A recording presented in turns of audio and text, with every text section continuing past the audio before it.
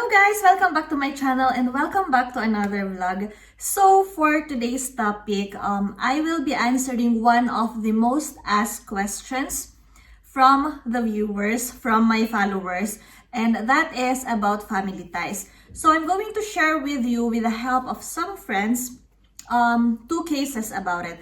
So, na-distract ako, may nag-grill dun sa kapitbahay. So, I've asked two of my friends about family ties and I will be sharing two different cases or two different situations. So, shout out to Casey and Jean Camille for sharing this very important information. Ayan. So, Casey and her husband lived in Qatar. And when Casey was applying for her residence permit to work in Finland, they've applied for her husband's resident permit at the same time. So the residence permit was based on family ties.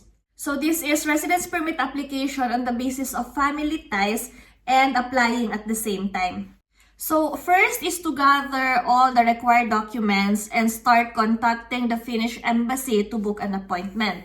What are the requirements? Let's see. I'm opening my código. First is marriage certificate for the spouse. And if you have children that's going to apply at the same time as you, their birth certificates. And it must be DFA apostilled and legalized by a Finnish embassy. Next is employment contract of the spouse who will work in Finland. So that was Casey's employment contract. And then third is proof of funds. So that's bank certificates and 6 months bank statement. Bank statement that could include bank in the Philippines and or abroad. The amount depends on the number of family members. Fourth is NBI or police clearance, CTC of diploma and TOR.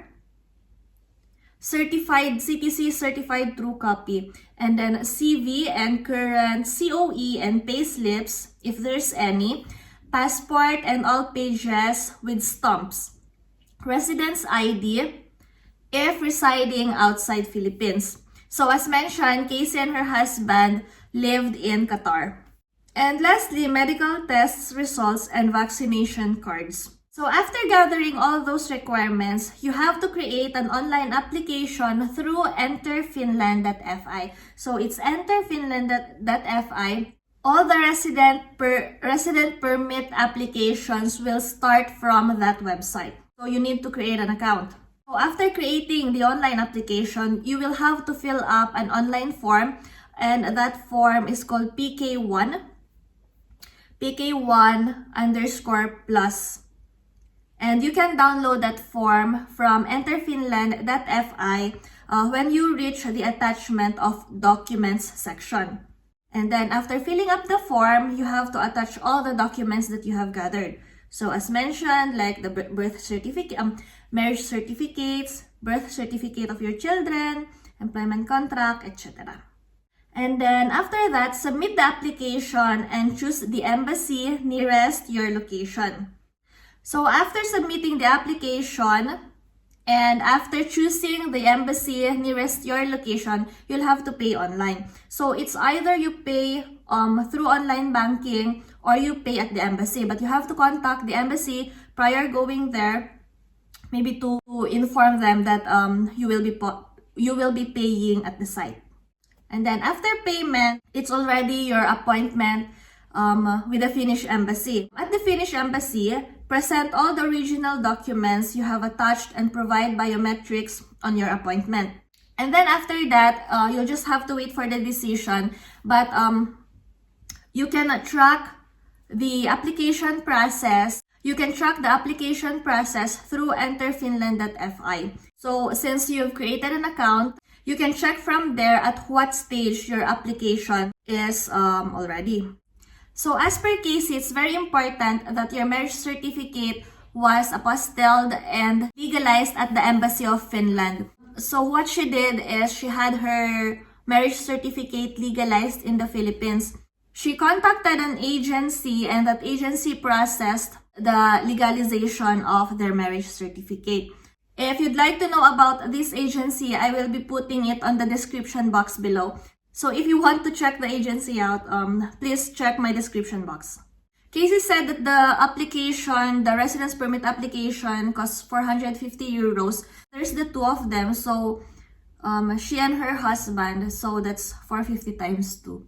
So another thing to take note, guys, is that you may start requesting for an appointment from the Finnish embassy for biometrics and presentation of original documents a month prior to your desired date of flight, because it also takes time to obtain an appointment from the embassy. So there's one Casey's situation. So Casey got an employment in Finland. So when she applied for residence permit, her husband also applied at the same time, but the residence permit was based on family ties. And take note that they didn't come from Philippines, they came from Qatar. I think if you will be coming from the Philippines, it's the same process, the same requirements. Anyway, all applications will be through enterfinland.fi. So the next scenario or next case is Jean Camille's case. So Jean got an employment in Finland. She already lived here for a couple of months before her husband and her kids applied for residence permit based on family ties. So the husband and her kids lived in the Philippines. So they came from the Philippines. So I sent Jean several questions. First question was that how long did the process take for her husband and kids? So it took them 9 months for the entire process before they got the decision. How is the process? First is that they check the requirements, and then they booked for an appointment at VFS for biometrics and again presentation of original documents. So what were the requirements? First is passport. Next is birth certificate of kids and marriage certificate that should have been apostilled at DFA or Department of Foreign Affairs. For Jean's husband and kids, it took them 10 working days before they got the apostilled documents. And then these apostilled documents should be legalized at VFS, and it took them 2 weeks before they got the legalized documents.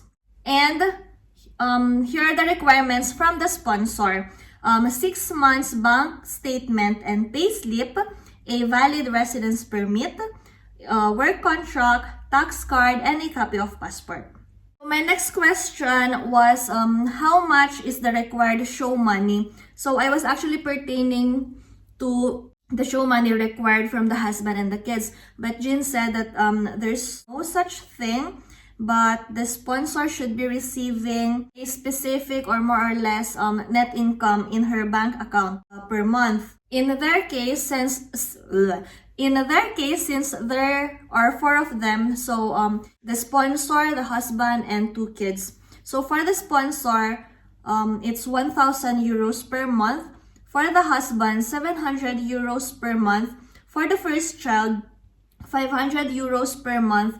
And for the second child, 400 euros per month. So that's a total of 2,600 euros per month, and that should be the net income of the sponsor. So next question is that how much did they spend for the visa or for the residence permit application? So for the kids, it costs 240 euros each, and then for the husband, it was 479 euros.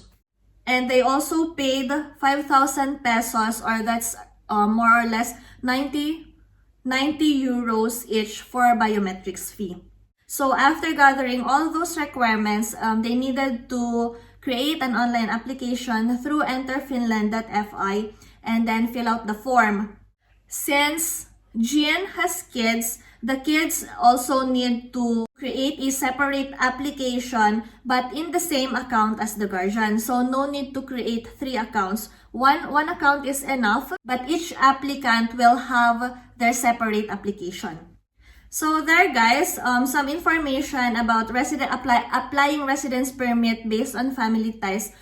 So if you still have more questions about it, you can put in the comment section below and I will be trying to answer those questions.